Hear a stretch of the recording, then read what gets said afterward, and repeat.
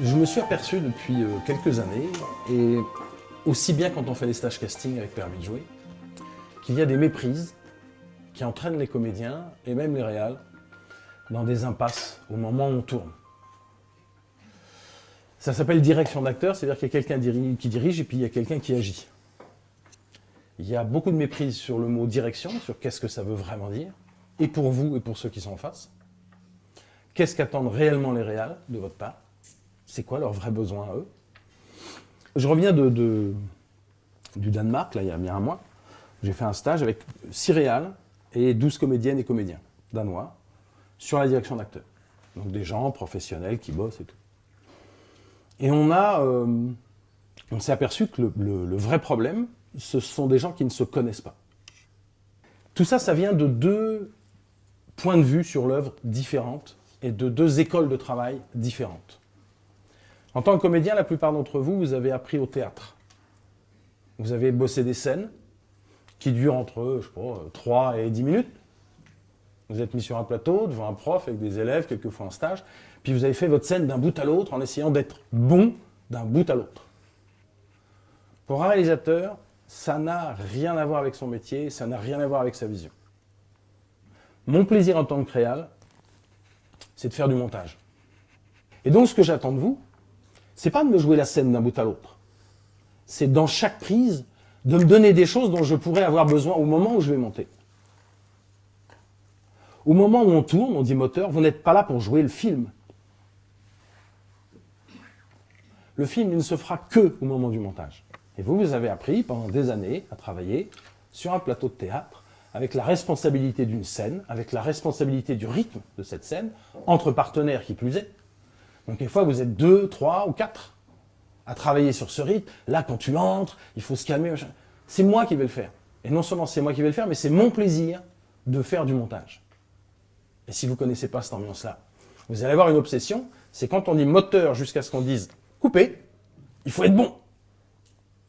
Ça n'a rien à voir. Vous êtes à ce moment-là dans une sorte d'univers fantasmé du tournage, qui n'est pas du tout le mien.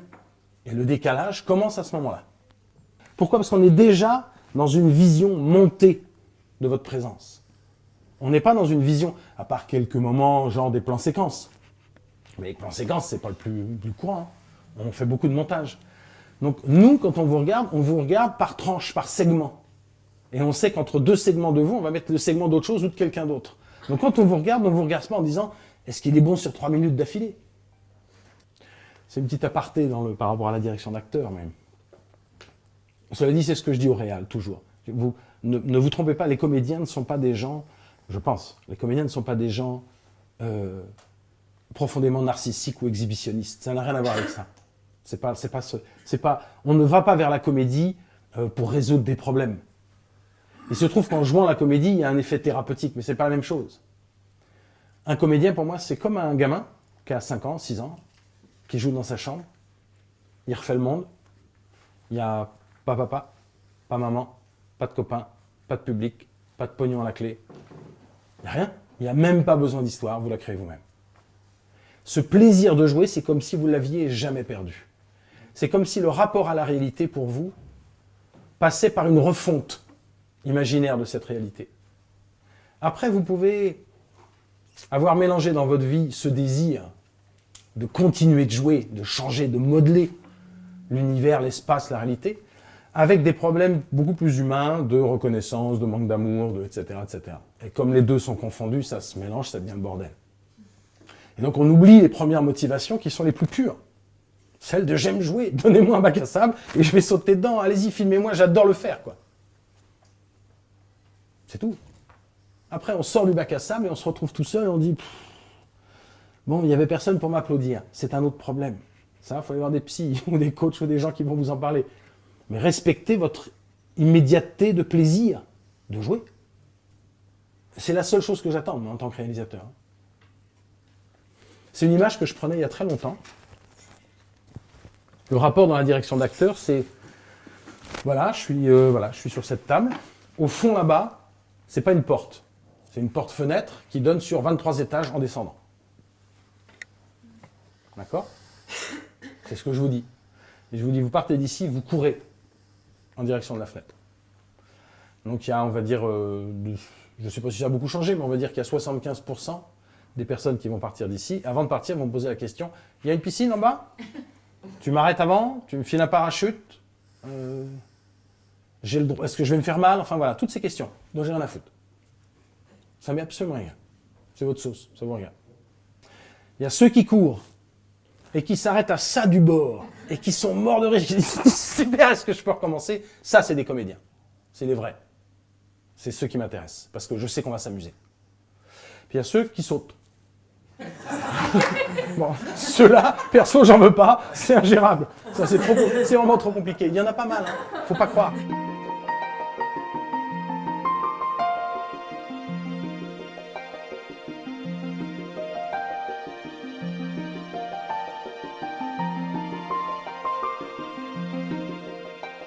Il y a ceux qui ont un vocabulaire qui n'a rien à voir avec ce que vous connaissez. Ils ont une façon de parler des choses, ça vous évoque rien. Les mots, c'est pas le même, quoi. Le mot amour, pour chaque individu, c'est pas le même. Au-delà du fait qu'on puisse être comédien ou réalisateur. Tu l'aimes. Vas-y, tu joues la scène, tu l'aimes. Moi, je suis comédien, je pose la question, c'est-à-dire, bah, tu l'aimes. Oui, j'ai bien compris ça. Je l'aime. Mais tu veux voir quoi? Ça ne se voit pas, je l'aime. Ça se déduit de choses qu'on voit. On regarde le mec, il est en face de la nana, et dans son comportement, il y a tous les ingrédients qui me font dire, tiens, il l'aime. Donc les ingrédients, c'est quoi? Tu veux que je joue quoi? Un personnage, c'est une évocation d'émotion, c'est une évocation de nature, c'est une personnalité, c'est une façon d'être dans la vie. Qu'il soit flic ou médecin ou avocat, peu importe, ou clodo, c'est une façon d'être. Et donc, ce qu'on cherche comme flash, quand les comédiens passent, c'est cette évocation, qu'elle soit la même que celle de mon personnage. Et tant que je n'ai pas cette évocation, je dis non, non, non. Quelquefois, j'hésite. Ok, peut-être.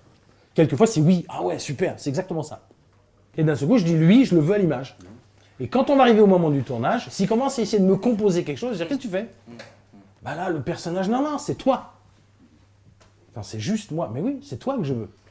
C'est ton visage, c'est ta façon de parler, c'est ce que j'ai vu en casting qui m'a plu et que j'ai associé à mon personnage. Si tu commences à te trafiquer toi, ça m'intéresse plus, c'est pas ce que j'ai cherché. Je précise que passer un bon casting, ça n'est pas être choisi. Passer un bon casting, c'est m'avoir donné, en tant que directeur de casting ou réal, l'opportunité de vous choisir ou pas. Tant que je ne vous vois pas réellement comme vous êtes, je ne peux pas vous choisir. Je ne peux pas me dire est-ce que oui ou est-ce que non. Donc si je ne peux pas me faire mon choix dans ma tête en vous regardant, vous ne faites pas un bon casting. Est-ce que vous trouveriez normal, vous allez voir Modigliani, et vous lui dites, alors, je sais que, non, on va prendre un exemple encore plus simple, vous prenez Bottero, d'accord? Je sais que tu aimes les phases bien rondes, machin, mais excuse-nous, aujourd'hui, on n'a que Claudia Schiffer. Ben, il vous envoie chier. Il vous dit peut-être que Claudia Schiffer, elle est capable de gonfler les joues et de marcher comme ça, mais ça ne m'intéresse pas. C'est pas ça que je veux peindre. Je ne suis pas face à cette énergie-là. Au cinéma, votre capacité à vous utiliser vous-même est plus importante que la capacité à se transformer. Vous avez la chance de travailler la schizophrénie tout le temps, toute l'année. Allez-y, vous travaillez avec. Vous savez ce que c'est que d'être double, vous savez ce que c'est que de jouer avec vous-même, de prendre des risques avec soi, d'aller quelquefois fouiller des émotions et des troubles qui font qu'on pourrait se méprendre sur la relation qu'on a avec le partenaire ou la partenaire en face. Oui, vous jouez avec le feu tout le temps. Et si moi je ne sens pas que vous allez aller loin là-dedans, pourquoi voulez-vous que je vous emploie? Si, pour jouer le rôle de l'infirmière qui a 4 phrases à dire. On joue, est-ce qu'on peut jouer? Quel bonheur pour nous! Quand on sent un comédien qui est capable de se jeter du 20e étage avec une sangle, il dit est-ce qu'on peut la refaire? Mais c'est non seulement hyper jouissif pour nous, mais c'est extrêmement rassurant. C'est là qu'on est les plus rassurés. Quand on voit que vous êtes aussi barge que ce qu'on a écrit. Peut-être même plus.